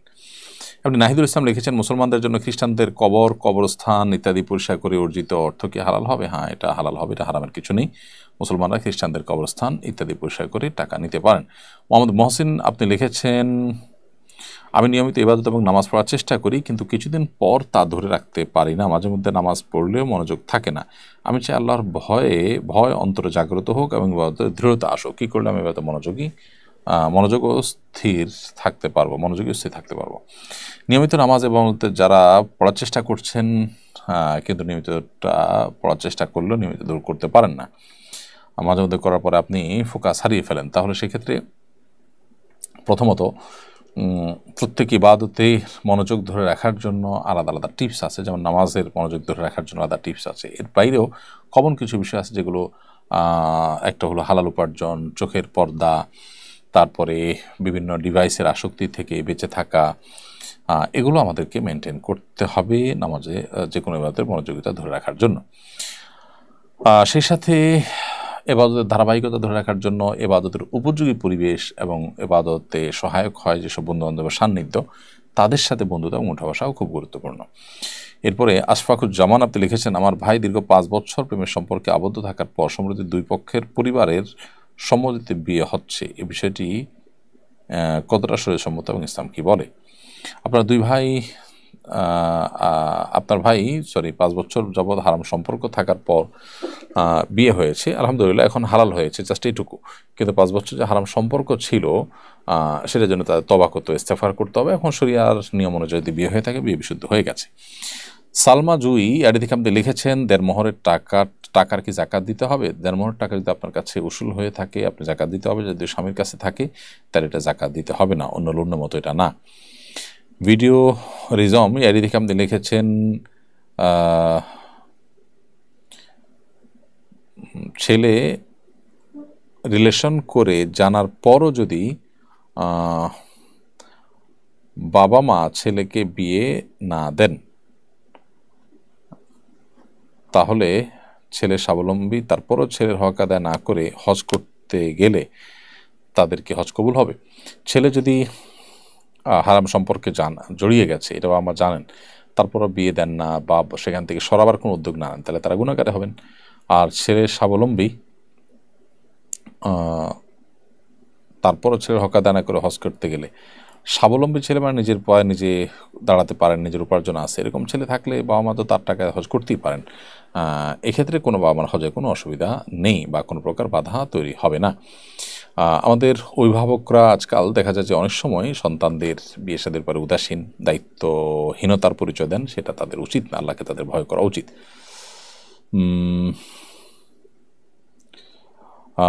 এরপরে একটা প্রশ্ন আমি দেখতে পাচ্ছি উর্দু ভাষায়, সম্ভবত কোনো ভিনদেশি কেউ লিখেছেন, যিনি লিখেছেন তার নাম হলো জাকারিয়া আহমেদ চৌধুরী ऑफिशियल। তিনি লিখেছেন, हो सकता है कि आप बांग्लादेशी आलिम हों, मेरा आपसे एक सवाल है कि बांग्लादेश में आलमी इज्तिमा का काम आपके लिए कैसा रहा। যার অর্থ হলো যে তিনি বলছেন যে আপনি সম্ভবত বাংলাদেশি কোনো আলেম, আপনার কাছে জিজ্ঞাসা হলো বাংলাদেশে বিশ্ব ইজতেমার কাজ আপনার জন্য কেমন ছিল বা এর অভিজ্ঞতা আপনার কেমন ছিল। এর উত্তর হলো যে আমি আসলে আমার আসুন্নাহ ফাউন্ডেশনের কিছু চ্যারিটি এবং কিছু নিজস্ব দাওয়াতি কাজ নিয়ে ব্যস্ত থাকার কারণে আসলে তবলিগের বিশ্ব ইজতেমা বা এই জাতীয় আর অন্যান্য যে দিনী কার্যক্রম আছে সেগুলোতে আসলে সেভাবে এঙ্গেজমেন্টের সুযোগ আমার হয় না। তবে ছাত্র জীবনে এই ইজতেমাতে আমি গিয়েছি, সেটা নিয়ে আমার নানান মিশ্র অনুভূতি আছে। বাংলাদেশে মানুষের মধ্যে দিনী চেতনা আছে, তারা এখান থেকে বিশেষ করে অনেকের মধ্যে দিনী প্রেরণা তৈরি হয়, সেটা যেমন ভালো, তেমনিভাবে এটার মধ্যে নানাবিধ সংস্কারের প্রয়োজন ছিল এবং নানাবিধ আপনার আপত্তিকর যে সমস্ত কথাবার্তা একসময় আমরা শুনেছি ছাত্র জীবনে, সেগুলো তখনই আলোচনা হয়েছে। তার কিছুটার তো সমাধানের পথে ওলামা ইকরাম প্রশ্ন তুলেছেন এবং অন্য কোনো বিষয় থাকলেও সেগুলো ওলামা ইকরামের মাধ্যমে কোরআন এবং হাদিসের আলোকে সমাধানের চেষ্টা করা দরকার এবং এটাকেই শুধুমাত্র দিনের একমাত্র কাজ মনে করা উচিত নয়। সেই জায়গা থেকে আমার কাছে মনে হয়েছে যে কিছু সংশোধনের জায়গা আছে, তবে সেই সাথে আলহামদুলিল্লাহ এর মাধ্যমে বহু মানুষের মধ্যে দিনী প্রেরণা ফিরে আসছে, বহু মানুষ দিনের পথে চলা শিখছেন। এসব জায়গা তো অবশ্যই অ্যাপ্রিসিয়েট যোগ্য। আর এই বছর বিশেষ করে বিশ্ব ইজতেমার প্রস্তুতি আমি যতটুকু জানি, খোঁজখবর নেওয়ার চেষ্টা করেছি, জেনেছি যে যথেষ্ট হয়েছে। আল্লাহ রাব্বুল আলামিন আমাদের প্রত্যেকটা কাজকে সুচারুরূপে সুন্দরভাবে কোরআন এবং সুন্নাহর আলোকে আল্লাহ সন্তোষের জন্য করার তৌফিক দান করা এবং মুসলিম উম্মার হেদায়েতের জরিয়া বানায় দেন এগুলোকে। সুমাইয়া লিখেছেন, ছোটবেলায় কোনো মেয়ে ধর্ষণ শিকার হলে ওই মেয়ের বিয়ের আগে যার সাথে বিয়ে হবে তাকে কি ধর্ষণ হওয়ার ব্যাপারে জানাতে হবে? না জানলে স্বামীকে ঠকানো হবে? না, এটা কোনো জরুরি বিষয় না, বিশেষ করে যখন এর ফলে দাম্পত্য সম্পর্ক নষ্ট হওয়ার সমূহ আশঙ্কা থাকবে তখন। একটা হলো যে জানতে চাওয়া হলো তখন লুকানো হলো, সেটা ভিন্ন বিষয়। জানতে না চাইলে যেচে নিজের দোষ ত্রুটি প্রকাশ করার ভিতরে কোনো কল্যাণ নেই। হাদিসে নবী সাল্লাল্লাহু আলাইহি ওয়াসাল্লাম আমাদেরকে যে কোনো অপরাধ করার পর সেটা বলে বেড়ানো, প্রকাশ করে বেড়ানো এবারে নিরুৎসাহিত করেছেন। প্রিয় দর্শক, দেখতে দেখতে আমরা অনুষ্ঠানের একেবারে শেষ প্রান্তে চলে এসেছি, সময় হয়েছে বিদায় নেওয়ার। আল্লাহ যদি আমাদেরকে তৌফিক দেন, বাঁচিয়ে রাখেন, আগামী সপ্তাহে ঠিক একই সময় আমরা লাইভ অনুষ্ঠানে আপনাদের সামনে হাজির হব। সে পর্যন্ত আল্লাহ তাআলা সবাইকে ভালো রাখুন, সুস্থ রাখুন, নিরাপদে রাখুন, সেই দোয়া রব্বে কারীমের কাছে ব্যক্ত করে আজকের মতো এখানে শেষ করছি। জাযাকুমুল্লাহ খাইরা। আসসালামু আলাইকুম ওয়া রাহমাতুল্লাহি ওয়া বারাকাতুহু। উম্মার স্বার্থে, সুন্নাহর সাথে। আস-সুন্নাহ ফাউন্ডেশন, উম্মার